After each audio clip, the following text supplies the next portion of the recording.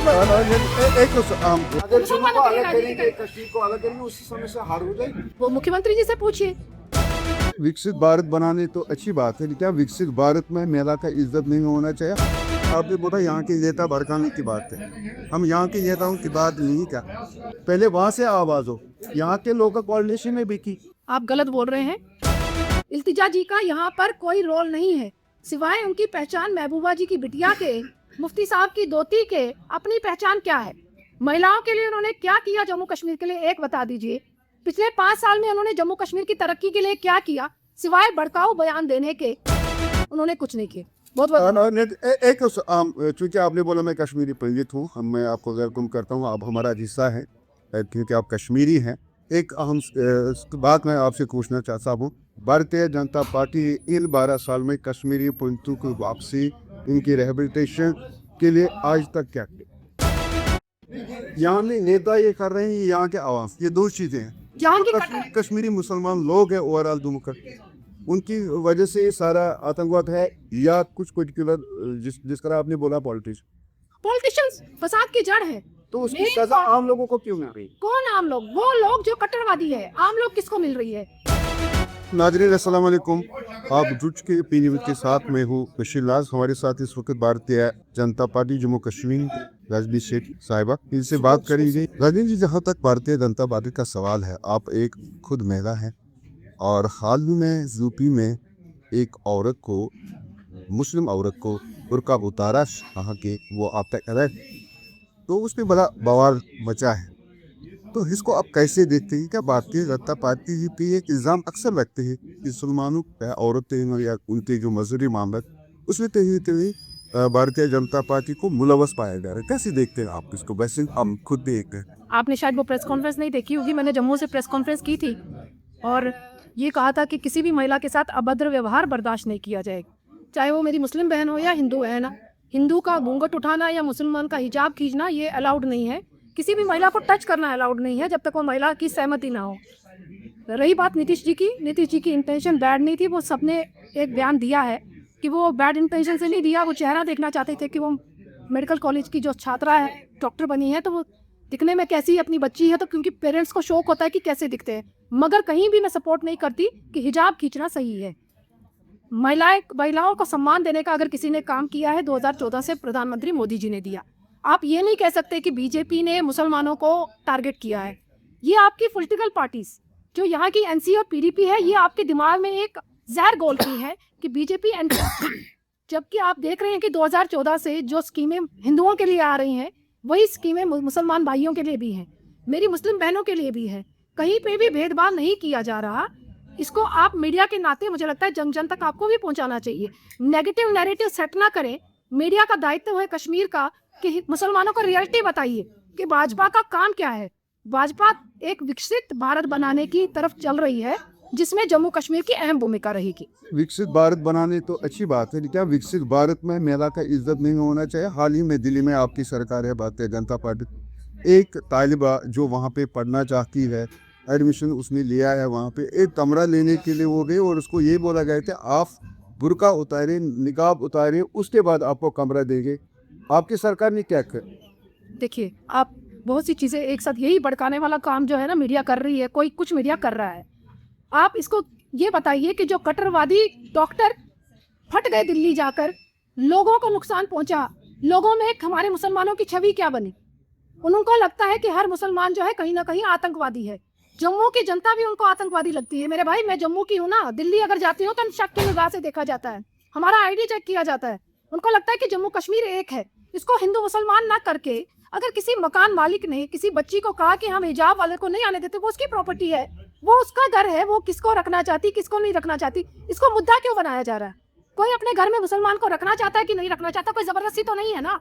कल को आप कश्मीर में भारतीय जनता पार्टी सरकार से क्या होगा मेरे भाई? सरकार से अगर सरकार इन चीजों पे कदम नहीं लगे, कोई कानून नहीं बनाएगी, या इस तरह के जो वाक़ात होते हैं इस तरह के लोगों को सिक्योर नहीं करेगी, या जो लोग इसमें मुलवस है उनको सजा नहीं देगी, सजा भी तो सवाल किस पे सवाल उठाएंगे? आप पहले यहाँ के नेताओं का मुंह बंद करिए ना, जो कह रही है हिंदुत्व को चलने नहीं देंगी, ऐसे बयान करके सारे मुसलमान कटाक्ष उन पे निगरानी रखी जा रही है। यहाँ के नेता कश्मीर में अपनी राजनीति सेकने के लिए आप सवाल करिए ना उनसे भी। आप भाजपा से सवाल कर रहे हैं, भाजपा तो महिलाओं को आगे ले जाने का काम कर रही है। कहीं ना कहीं यहाँ के नेता राजनीति करने के लिए हिंदू मुसलमान कर रहे हैं। आपको दोनों तरफ की बात करनी चाहिए। आप भाजपा की पॉजिटिव पॉइंट्स में बताइए, यहाँ के मुसलमानों को भड़काने का काम जो नेता कर रहे हैं उनके लिए भी बताइए।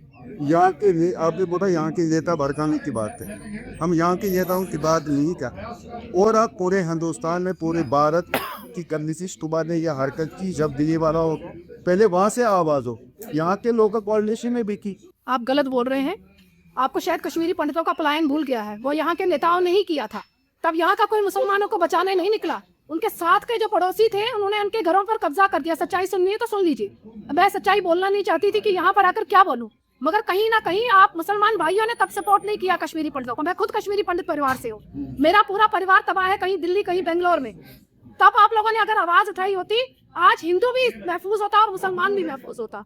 सिवाय मुसलमानी राजनीति करने के मुझे लगता है कि हमें हिंदू मुसलमान को एक साथ हिंदुस्तान को आगे बढ़ाने की जरूरत है।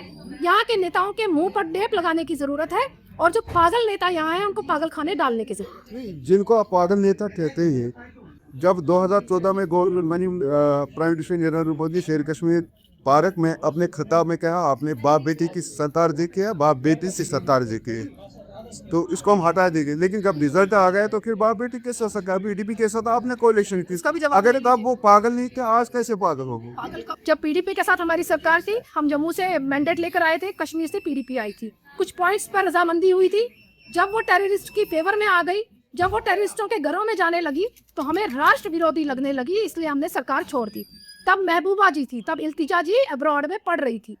इल्तिजा जी का यहाँ पर कोई रोल नहीं है, सिवाय उनकी पहचान महबूबा जी की बिटिया के, मुफ्ती साहब की दोती के। अपनी पहचान क्या है? महिलाओं के लिए उन्होंने क्या किया जम्मू कश्मीर के लिए, एक बता दीजिए। पिछले 5 साल में उन्होंने जम्मू कश्मीर की तरक्की के लिए क्या किया? सिवाय भड़काऊ बयान देने के, हिंदू मुसलमान करने के, उन्होंने कुछ नहीं किया।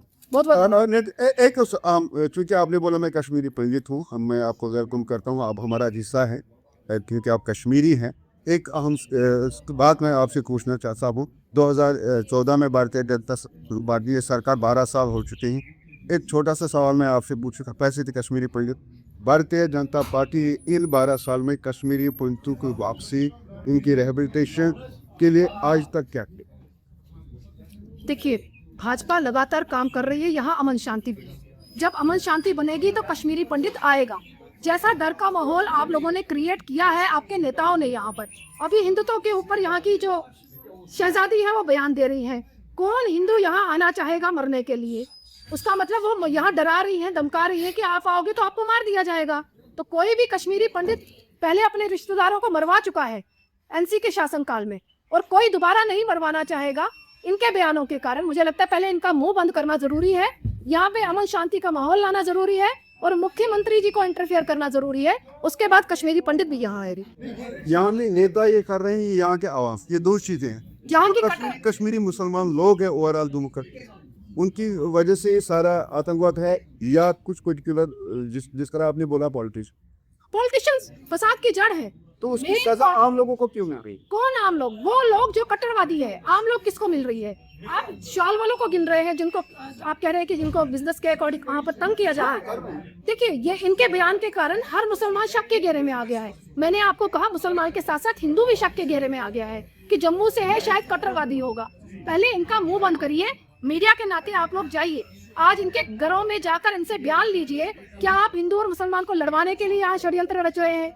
क्या आप जम्मू और कश्मीर को अलग करना चाहते हैं? अगर ठीक तो बोल दीजिए ना ओपन कि जम्मू को अलग करिए और कश्मीर को अलग करिए। आप लोगों ने मुसलमानों के लिए अगर जीतना है, अगर मुसलमानों के लिए करेंगे, कश्मीर को अलग करेंगे, उसी समय से हार हो जाएगी। वो मुख्यमंत्री जी से पूछिए, वो आपके यहाँ की जो महबूबा जी की बिटिया है उससे पूछिए, जो हिंदुत्व के लिए बयान दे रही है। मैं आपसे कुछ गवर्नमेंट है, मरकज लोग हमारी मुक्ति देखिए, यहाँ गवर्नमेंट से आती है। यहाँ गवर्नमेंट किसकी है? एनसी की है ना। इन पर लगाम कौन कसेगा?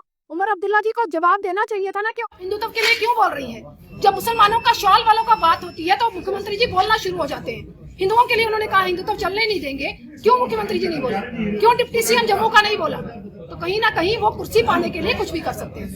Thank you. धन्यवाद।